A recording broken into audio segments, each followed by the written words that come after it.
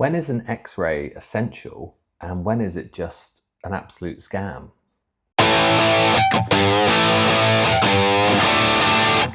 We have all heard of that person, haven't we, who went to see the chiropractor, had had neck pain for a few days, and the chiropractor says, yes, well, the first thing we're going to have to do is we're going to have to do an X-ray. The person's 30 years old, they've never had neck pain before. They get an X-ray, they say, oh yeah, we found some mild degenerative changes.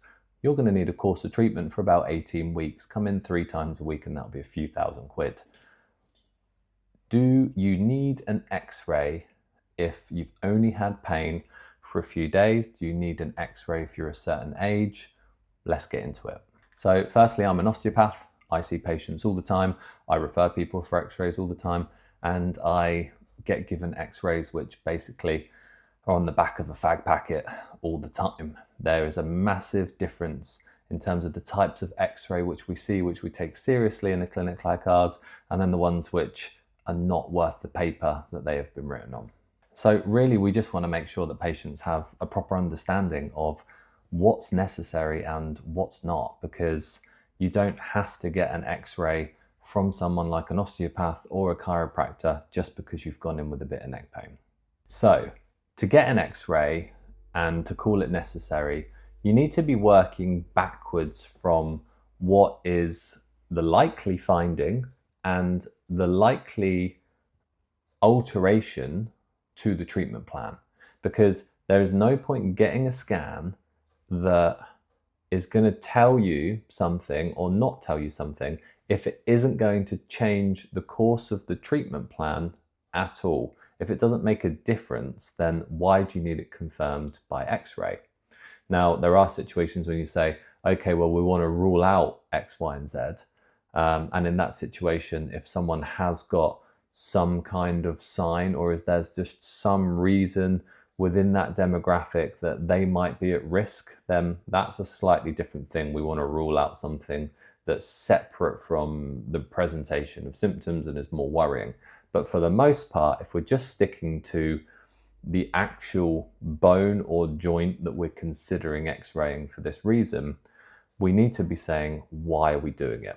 So for a lot of people, if they come in, and a great example of this is just a stiff hip, and we assess the hip and it's hardly moving, it's in a fixed flexion position, they're getting pain in it, it's very, very likely, if they're at a certain age, that that is going to be arthritic.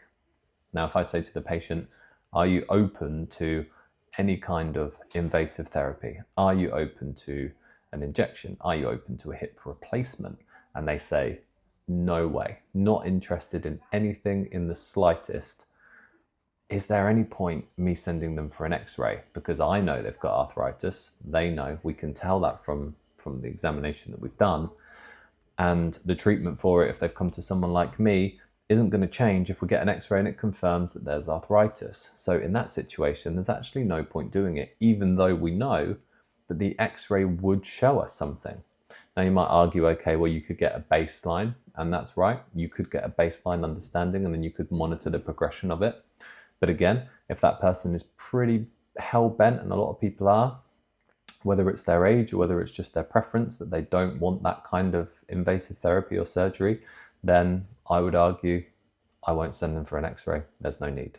To take us back to the really annoying example of when we have younger people who get sent for an X-ray, and when I say sent for, actually that's wrong, because they don't get sent to a proper medical establishment. They get it in-house and they get charged extra for it by either an osteopath or a chiropractor or someone like that. Then yeah, you should be very, very considerate of what is the point of this. Because if you're in your 30s and you've only had pain for a few days and a chiropractor says to you, I want to X-ray your neck, then if you ask why, what are they going to say? If it's, oh, so I can see whether you've got degenerative changes, then it's like, well, the chance of having degenerative changes is really low. The treatment course is not going to change massively, because what are you going to do if it does say that I've got degenerative changes? You want to treat me. And what are you going to do if it doesn't? You're going to want to treat me. So just focusing on that person's symptoms initially, because the presentation is so short and because the history isn't full and complex, is just a much more important thing than to just scan them. Now, what you unfortunately see a lot of is that every single person that gets one of those x-rays gets told at a minimum that they've got mild degenerative changes, because the bloody practitioner doesn't want to say there's nothing wrong with your neck, because then that won't fill you with any fear and won't encourage you to move on along with the treatment program. So most of the time they will just come in and say, oh, we found mild degenerative changes. People go, oh God, mild degenerative changes are just normal. Like, it's just wear and tear. Like, as you get older, like anything mechanical, there's moving parts, they work against each other, and then there is some kind of sign that those moving parts have been working. If you take that in isolation and tell someone who is uneducated about this that they have got a problem, often they will believe you. And it's absolutely outrageous. You cannot sell a treatment plan to a young person with no complex history who's had pain for a few days based on the fact that there is any sign that their joints have been working. It's nonsense. It's charlatanism, if that's a word, and you really, really want to watch out for it.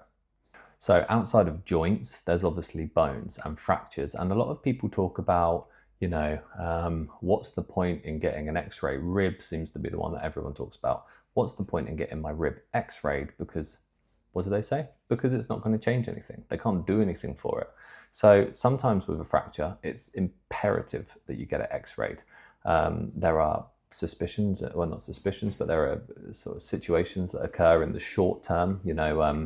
Is the x-ray going to show up something if you go in too quickly? But for the most part, if you have been in a traumatic process, there's been a high impact or something is telling you, or a practitioner is telling you that there might be a break, then typically, yes, you could just say, to play it safe, it's always sensible to go into A&E and see if they want to x-ray it.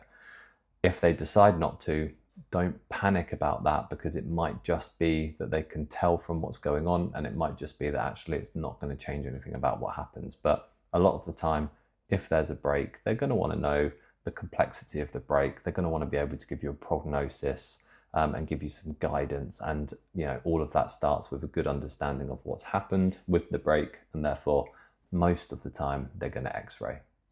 I hope that helps. Hit that follow button for more guidance and value.